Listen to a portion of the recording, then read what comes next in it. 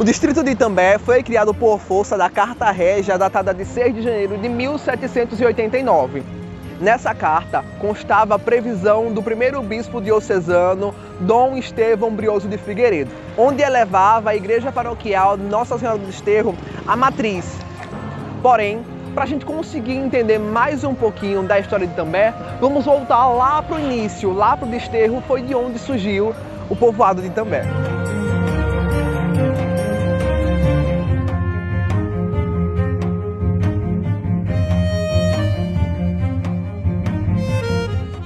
E foi daqui, um movimento religioso que surgiu em Itambé, nas ruínas da Igreja do Desterro, erguida por André Vidal de Negreiros, em meados do século XVII, as ruínas da Igreja do Desterro.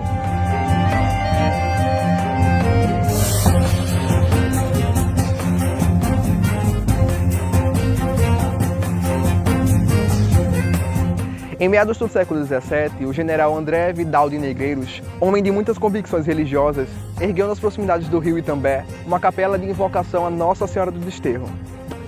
E ao seu redor, fora surgindo um povoado que também receberá o mesmo nome, Desterro. Terras ocupadas pelos índios Cariri e denominadas de Itambé. Itambé é de origem tupi, que significa pedra afiada, porventura da quantidade de calhaus avermelhados que em contato uns com os outros provocava faísca.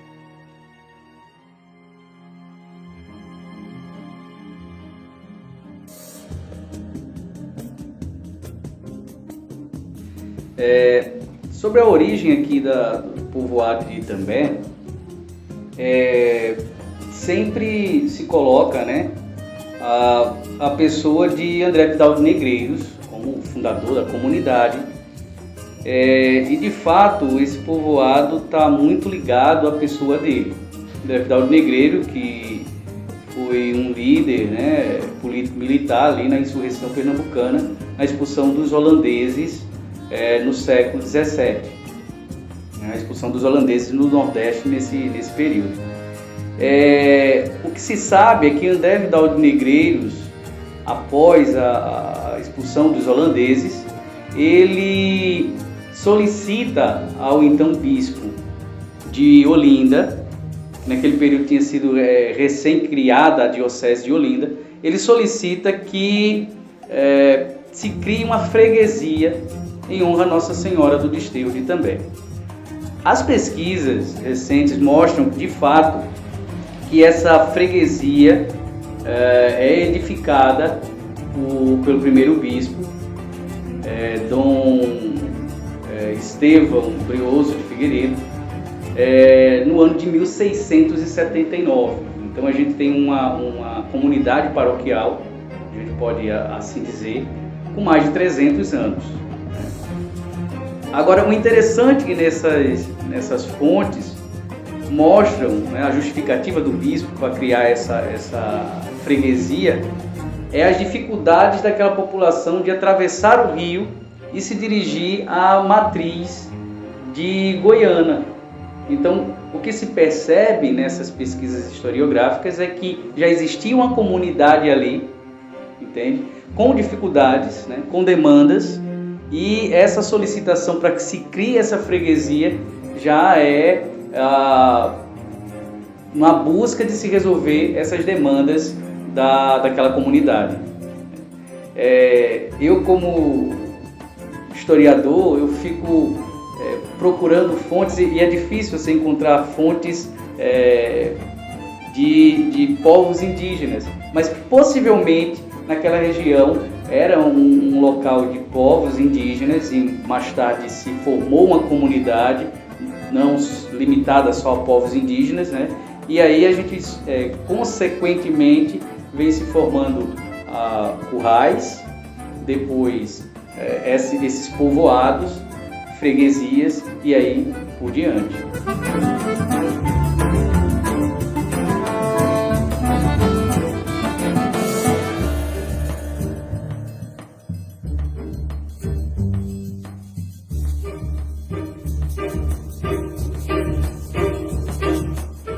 Um ponto importante da história assim, de Itambé, sem sombra de dúvida, é a vinda dessa comunidade para o local onde hoje se localiza a sede do município de Itambé.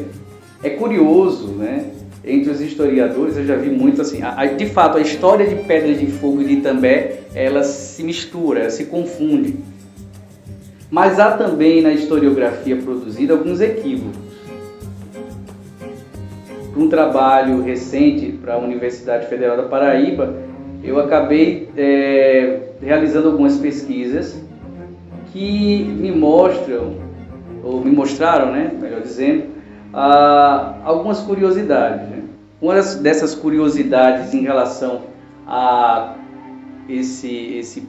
essa população, né, e da cidade de Itambé e da cidade de Pedras de Fogo é, de fato, essa migração da comunidade do Desterro, do sítio do Desterro, né, para a sede do município atual de Itambé.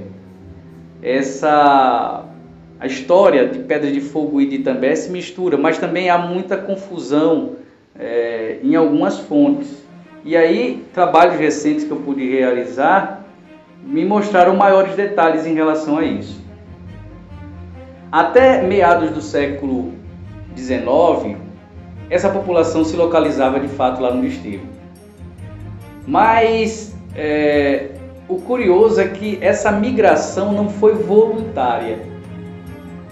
As fontes mostram que foi criada algumas leis provinciais que primeiro transferiu a sede do município do Desterro, né, da freguesia de Nossa Senhora do Desterro do També, que era assim o nome dessa freguesia, para um povoado que fica nessa região onde se encontra o município de Itambé, chamado Pedras de Fogo. E por isso tem toda essa confusão. Porém, a Pedras de Fogo daquele período não era a Pedras de Fogo atual. A Pedras de Fogo atual não existia. Com exceção da parte mais do centro da cidade de Pedras de Fogo, centro comercial. Isso a gente pode alegar que teria ainda naquele período, né? Existia naquele período. Mas a Pedras de Fogo a que se refere os documentos daquela época era toda a parte antiga da cidade de Itambé, da atual cidade de Itambé, e essa parte também mais antiga do município de Pedras de Fogo. Então aquele centro ali da cidade era a Pedras de Fogo da época. É interessante que essa Pedras de Fogo era um ponto estratégico, né? Porque era um ponto de parada, de descanso para os animais, o gado que vinha do sertão e, claro, os seus proprietários. E aí a rota de fato era vindo do sertão, passava por Itabaiana e depois você parava aqui em Pedras de Fogo, né? Seguia para Goiânia e depois Olinda. Então esse trajeto era uma rota comercial. Por isso que Pedras de Fogo era tão importante. Porque a Pedras de Fogo que eu acabei de mencionar, ela não pertencia à Paraíba, ela pertencia a Pernambuco. Então, o que a gente chama de centro hoje de Itambé e Pedras de Fogo era uma área de disputa, porém os documentos mostram que as discussões todas estavam na Assembleia Provincial de Pernambuco, não da Paraíba. Então, é criada uma lei e essa lei exige que seja transferida a sede lá do Desterro para essa Pedras de Fogo, onde hoje é localizada. E o interessante é que, não satisfeito, esses políticos transferem então a matriz da cidade. Então é quase que essa população não vem por vontade própria. Visivelmente ela vem obrigada, por meio de lei. E me chama sempre a atenção quando eu toco nisso aí, pensando na época. Nesse período, existia já nesse povoado de Pedras de Fogo uma capela. Essa capela tinha sido erguida em 1832, né? E tinha sido erguida em honra a Santo Antônio. E se em 1867 é transferida a sede e mais tarde é transferida também a matriz, como é que ficou a cabeça desses fiéis? Provavelmente tinha devotos de Santo Antônio, né? E de repente chega por um decreto, por uma lei, que aquela sede, aqueles devotos não iriam mais seguir uma devoção, e poderia ser, mas seria colocado meio que de lado, e começar a seguir uma devoção a Nossa Senhora do Desterro. Então tinha vindo de fato pessoas do Desterro com a devoção a Nossa Senhora do Desterro, mas também tinham pessoas ali com devotos de Santo Antônio. E aí, de fato, responde a pergunta, os questionamentos, melhor dizendo, de muitos fiéis mais idosos da cidade, que tem aquela coisa, ó, tiraram a igreja de Nossa Senhora, de Santo Antônio, e deram a Nossa Senhora do Desterro. Esses indivíduos não viram esse fenômeno, mas escutaram de seus antepassados, né? Ou seja, provavelmente teve muita confusão nesse período.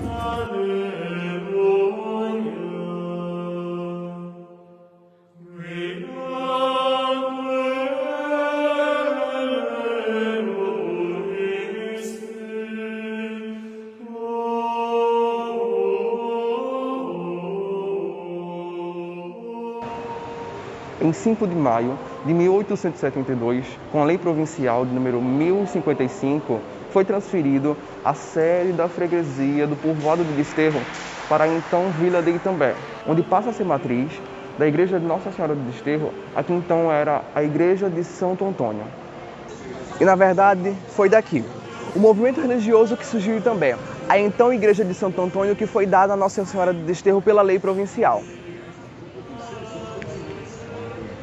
Estamos fazendo este relato histórico dentro da religiosidade na cidade de Itambé, conforme os dados que temos disponíveis mediante os registros históricos no estado de Pernambuco e no procedimento do Brasil durante o período colonial e imperial. A freguesia de Nossa Senhora do Desterro do També foi criada por provisão do primeiro bispo de Olinda, Dom Estevão Brioso de Figueiredo, em 2 de janeiro de 1679. A Capela do Desterro era um local importante para a vida daquela comunidade. E então a Capela Auxiliar de Santo Antônio foi criada em 1832. Logo em 1872, por força de lei provincial, a matriz de Nossa Senhora do Desterro foi transferida para a Capela Auxiliar de Santo Antônio, a qual foi estabelecida como igreja matriz da comunidade. Esse fato gerou confusão entre os fiéis, pois muitos se alegraram que a igreja foi tombada de Santo Antônio e entregue a Nossa Senhora do Desterro. Há populares que reproduzem esse tema até os dias atuais. Em 1888, o padre Júlio Maria, conhecido como Monsenhor Júlio Maria, assumiu a administração paroquial em Itambé, estabelecendo diversas irmandades, apostolado da oração, as Filhas de Maria, a Liga Católica, ou seja, as congregações ligadas a este fato e os grupos seculares. Construindo também o Hospital Asilo São Vicente de Paulo, e uma escola paroquial no consistório da Igreja Matriz, ambas geridas pelos vicentinos que se estabeleceram na cidade a pedido do vigário Padre Júlio Maria.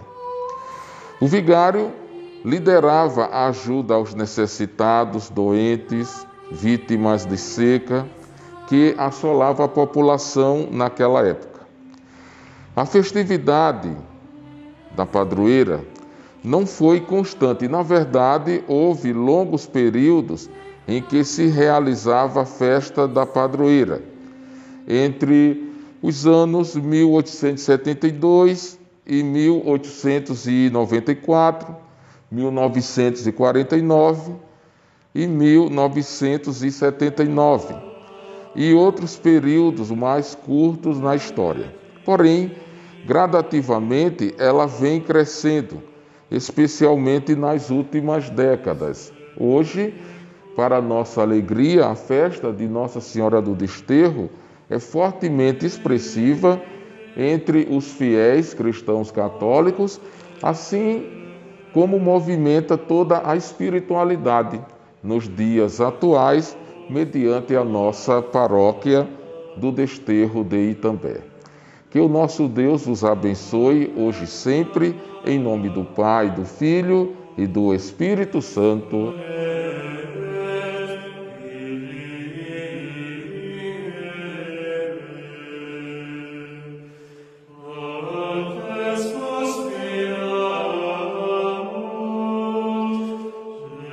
O arcebispo de Olinda nomeou o padre Júlio Maria do Rego Barros para exercer o cargo de vigário curado da freguesia de Nossa Senhora do Desterro, em Itambé, em 1888.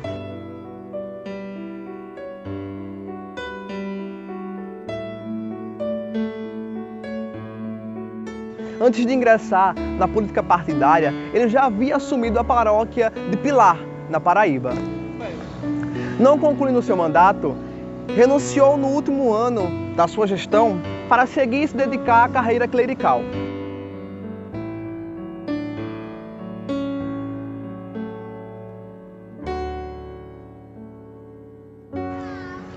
O querido Monsenhor, acometido por vários males físicos, proferiu sua última missa numa sexta-feira santa. No dia 16 de julho de 1942, os sinos das matrizes de Nossa Senhora do Desterro, em Itambé, e Nossa Senhora da Conceição, em Pedras de Fogo, soaram dolorosamente. A notícia se espalhava por toda a terra e pelas cidades vizinhas. A notícia chegava: Monsenhor Júlio Maria faleceu.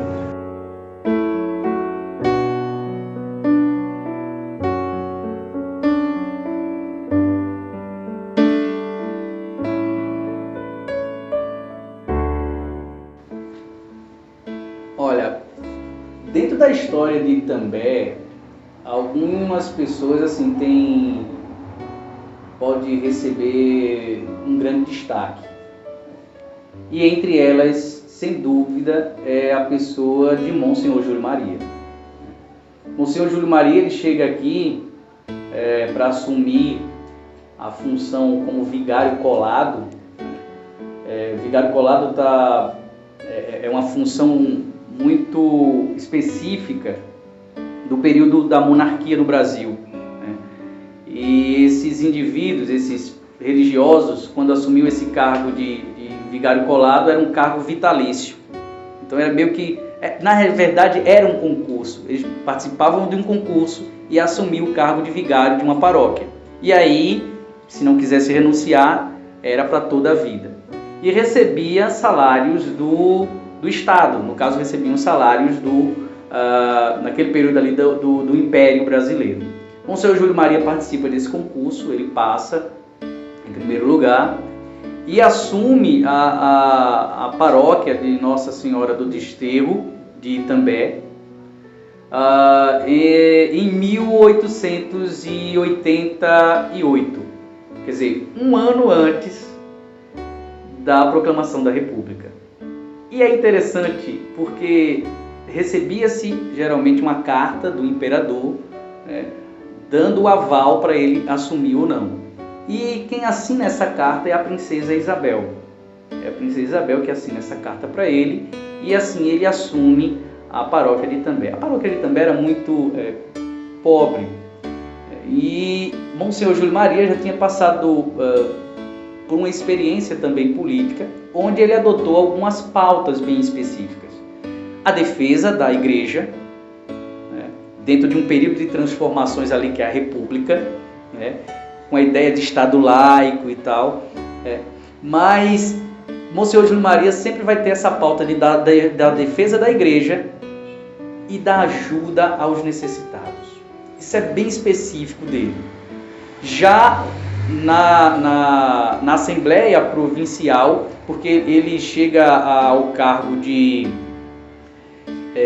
deputado provincial, estimulado pelo tio dele, que era um dos mais famosos políticos do tempo da monarquia, né, do Império Brasileiro, que era o conselheiro João Alfredo, líder do Partido Conservador.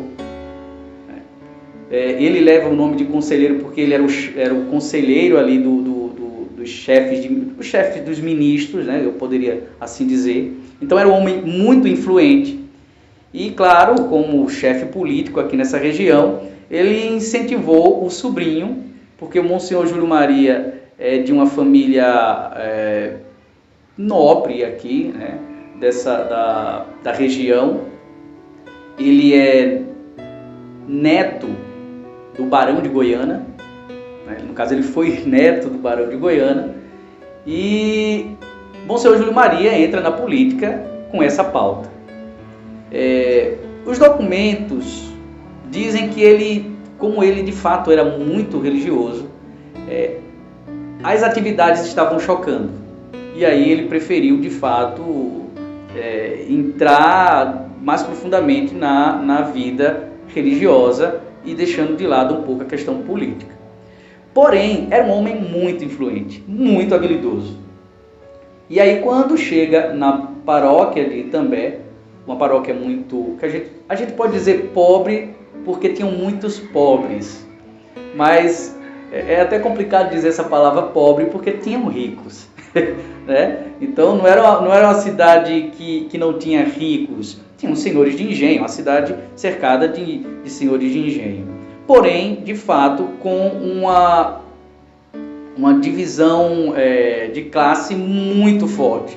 Ou seja, era uma cidade que tinha muitos miseráveis, muitos doentes, né, pedintes. E Monsenhor Júlio Maria, vendo também essa necessidade toda da sociedade, ele tem a ideia de criar um hospital-asilo no município.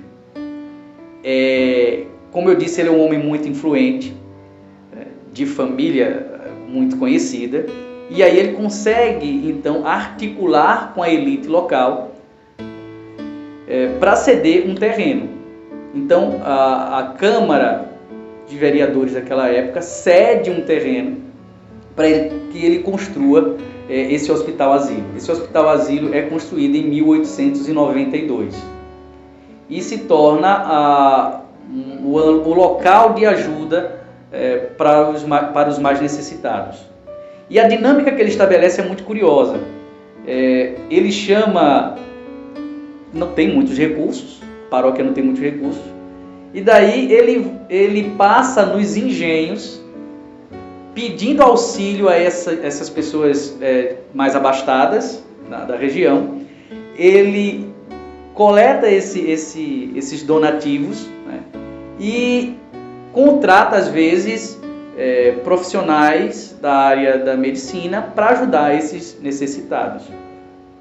O hospital vai ficar ali até por volta de 1932, quer dizer, um longo período, até que o município assume então o hospital, porque tem as reformas ali durante o governo de Getúlio Vargas, que estabelece que não vai ser mais disponibilizado recursos para a área da saúde, para aqueles estabelecimentos que não têm um médico, um profissional médico mesmo, para essas instituições. Ele não tem condições de contratar, então repassa o hospital-asilo para a municipalidade. E aí é quando o município, né, o prefeito na época, ele assume essa instituição e cria então o Hospital de Itambé. O hospital-asilo não existe mais. Algumas pessoas até confundem, porque pensam que o prédio onde funciona a maternidade de Itambé, alguns pensam que é o hospital-asilo. Na realidade, ali já é uma segunda fase, porque quando o prefeito, a municipalidade, de um modo geral, assume essa instituição, o primeiro hospital-asilo é demolido, constrói-se um prédio ao lado, transfere-se inclusive a capela desse hospital-asilo, e então vai ser demolido esse hospital-asilo. Atualmente, esse sítio arqueológico tem um jardim construído que é ao lado do hospital do município de Itambé. Não tem mais, né? Agora, Monsenhor Júlio Maria, de fato, ele é um homem que, com essa articulação toda, ele acabou criando em torno da sua figura, da pessoa dele, uma imagem muito interessante. Entre a elite, um homem habilidoso, um homem sensato, de grande habilidade, né, administrativa. Entre os pobres, um homem santo.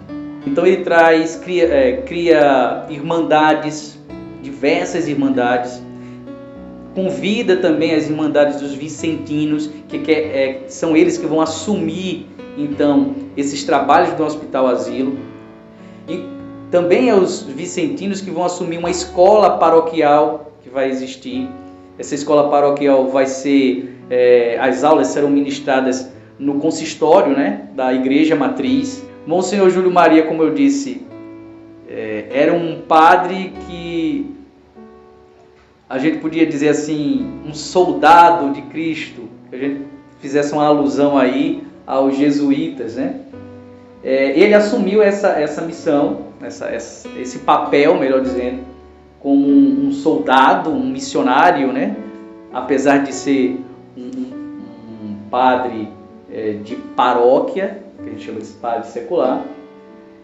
Porém, enquanto a saúde estava plena, ele realizou um excelente trabalho agradando a todo mundo.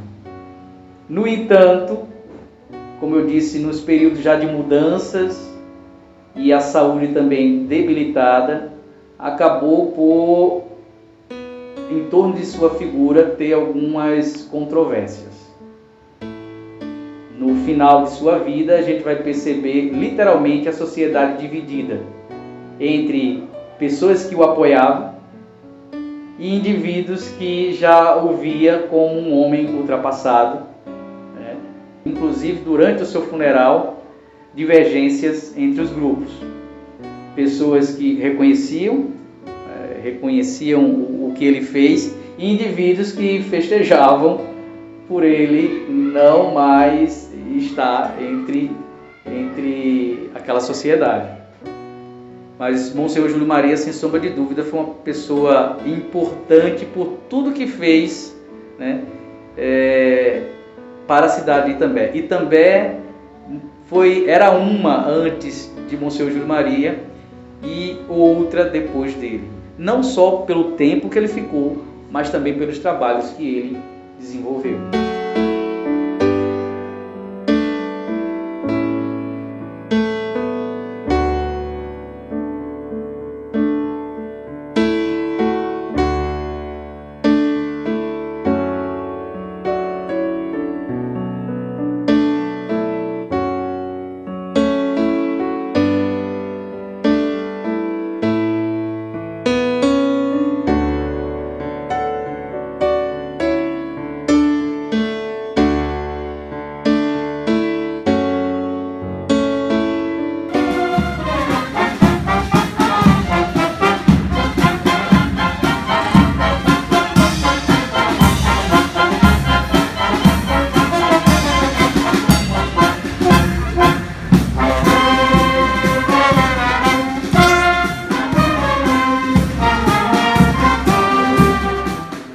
A Sociedade Musical Pedra Preta trata de uma banda fundada há 151 anos, não é isso? Então, não tem como a gente descobrir por fontes seguras quem fundou a Pedra Preta. Os motivos segundo esse livro do professor Roque, ele fala que por interesse da população, uma necessidade, na verdade é uma necessidade que a população tinha de um entretenimento musical. Então a sociedade na época, há 151 anos atrás, precisava se divertir, precisava ir para a praça pública ouvir música. E os meios de música, os meios musicais que existiam na época, não eram as que a gente vê hoje, que não era um palco montado com a banda, instrumentos elétricos tocando. As bandas que tocavam, que faziam as festas, que faziam os bailes nas épocas, eram as bandas de música. E todas as cidades na região, muitas cidades da região, possuíam bandas de música. Então a população na época, as pessoas, não sei se os grandes empresários, mas as pessoas mais influentes no meio social aqui, sentiu essa necessidade de fazer um entretenimento também aqui. A gente não precisava, as pessoas da época não precisavam se deslocar de Itambé para ouvir música. Foi quando surgiu o interesse de fundarem uma banda de música, uma escola de música, onde começaram a convidar músicos de outras cidades para fazer parte da Sociedade Musical Pedra Preta, e com o passar do tempo foi fundada a escola. Começou então a partir daí ensinar aos próprios jovens, às próprias pessoas dessa cidade. Então foi se construindo aos poucos. A gente não tem como te dizer quem fundou, foram cidadãos da época que sentiam essa necessidade de ter música produzida por pessoas da própria região.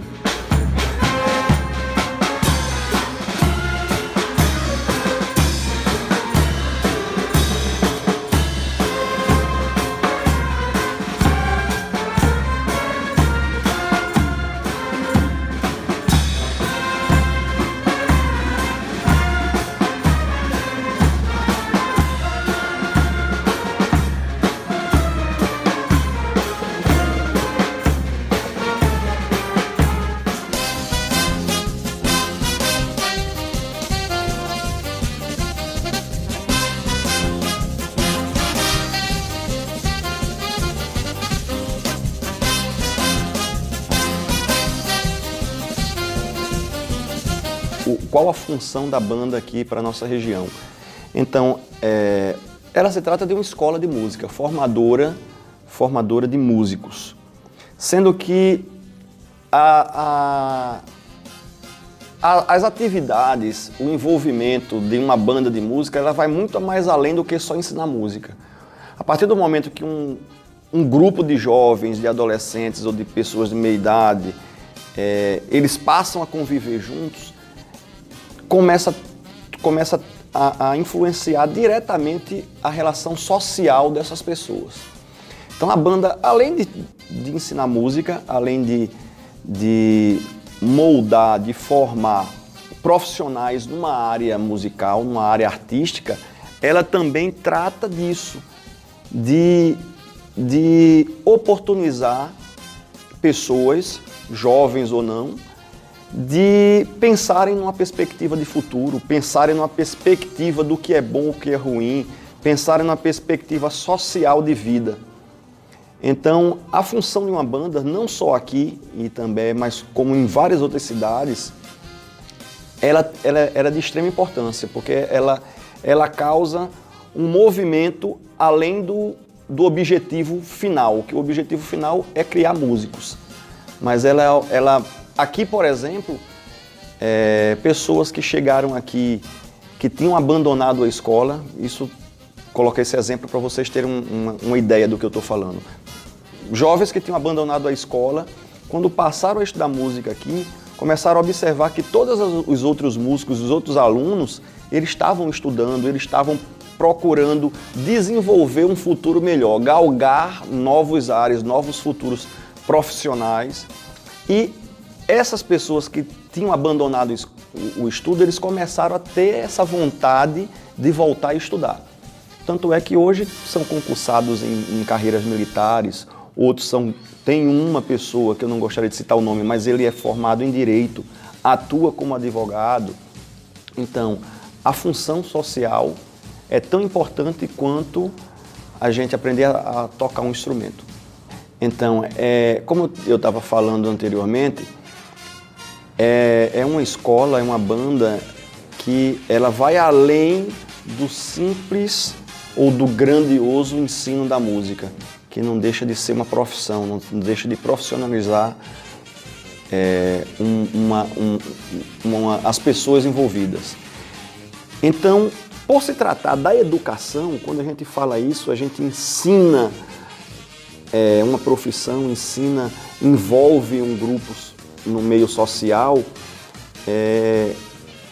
a valorização nunca chega a ser suficiente, né? Porque a gente está tratando de pessoas, de jovens, de futuro, a gente está tratando de uma perspectiva de pessoas com um futuro que vai ser a vida e a educação que vão educar outras pessoas. Então, quando se trata disso, da educação, a valorização dos órgãos públicos sempre deve ser o máximo, sempre deve ser o maior que eles podem, sempre deve ser a melhor maneira de se apoiar uma instituição como essa. Nós temos um apoio atualmente da Prefeitura Municipal de Itambé. É um recurso aprovado por lei municipal. É um valor baixo, porém é o que temos. É um valor pequeno, mas é importante para a gente porque a gente tem água, energia, temos material didático, temos instrutores, os instrumentos para fazer a manutenção. Então, é um valor mínimo assim, que eu acredito que eles poderiam, futuramente, talvez, a gente pretende conversar novamente sobre isso, melhorar esse valor, mas é muito válido, porque se não fosse esse valor, a gente estava de portas fechadas, porque infelizmente não se tem como trabalhar. A gente tem ventiladores, ar-condicionado, toda uma estrutura que precisa passar por limpeza, por higiene, uniformes. Então a gente precisa muito ser acolhido pelos órgãos públicos, porque caminhando com os próprios pés fica bem difícil. Pelo governo de Pernambuco, a gente conseguiu já, pelo 3º ano, aprovar um projeto através do Funcultura. É o que tem dado um suporte bacana nesses últimos anos. Com a pandemia agora a gente teve que dar uma suspensão no projeto, deu uma paralisada, mas já estamos voltando.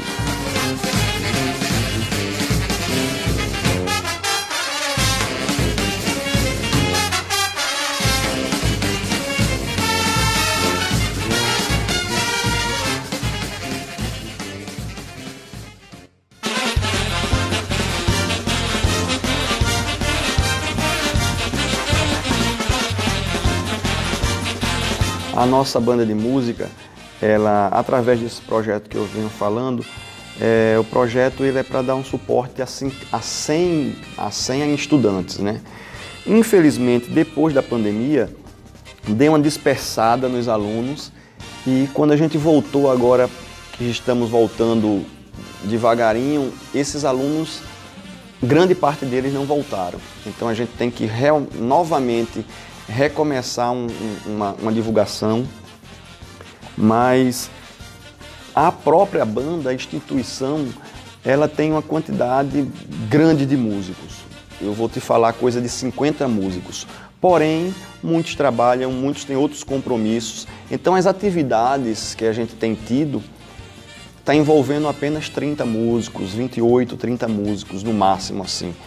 Porque esses outros músicos, mesmo eles sempre falando que fazem parte da banda, não querem sair, querem sempre contribuir, mas eles não têm tempo de estar fazendo parte por conta de motivos N. Alguns trabalham, outros moram em outras cidades, cada um tem seu compromisso, mas a gente tem em torno de 50, 55 músicos no total, mas atuando, participando dos ensaios, participando das apresentações, em torno de 25 a 30, essa média. E entre alunos, a turma de flauta doce, por exemplo, na última aula que tivemos, a gente teve em torno de 25 alunos de flauta doce. E estudantes, no geral, fazendo musicalização, em torno de uns 20. Então a gente tem que retomar uma divulgação para fazer novas inscrições para retomar assim mais efetivamente o projeto. No último dia 20 de setembro a gente comemorou o aniversário da banda aqui, né, onde teve onde a gente fez uma live no dia 28, mas o aniversário da banda é no dia 20 de setembro. A fundação dela é de 20 de setembro de 1870. Aí no último dia 28 a gente fez uma live de comemoração, a banda participou bem efetiva, assim, foi bem bacana. E estamos aí esperando 152 anos para continuar fazendo essa comemoração e educando esses nossos futuros músicos.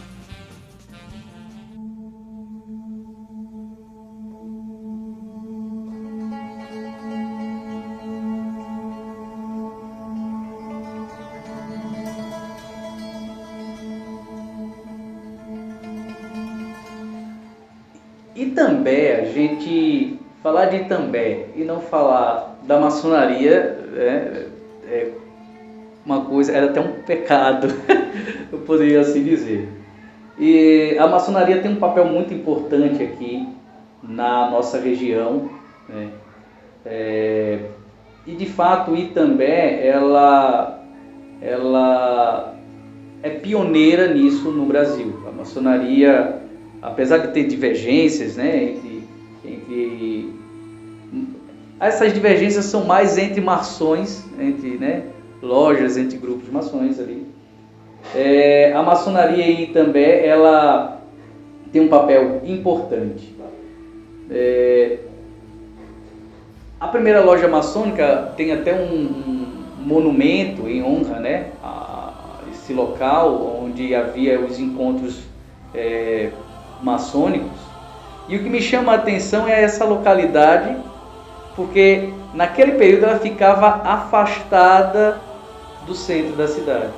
Então esse monumento fica atualmente ao lado da igreja de Nossa Senhora da Conceição, né? Do santuário de Nossa Senhora da Conceição. Mas naquele período ali era uma residência afastada da cidade, porque de fato não poderiam se reunir às claras, né?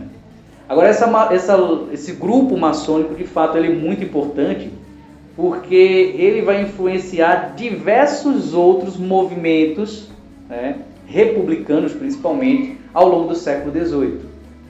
A maçonaria ali é datada, a maçonaria de Itambé, né, datada ali de 1856, porém movimentos que vai acontecer ali em 1811, como a Revolta dos Suassunas, 1817, com a Revolução ali de Pernambucana de 1817, e todos esses outros movimentos republicanos são influenciados, de uma certa forma, tem essa gênese no Areópago de Itambé.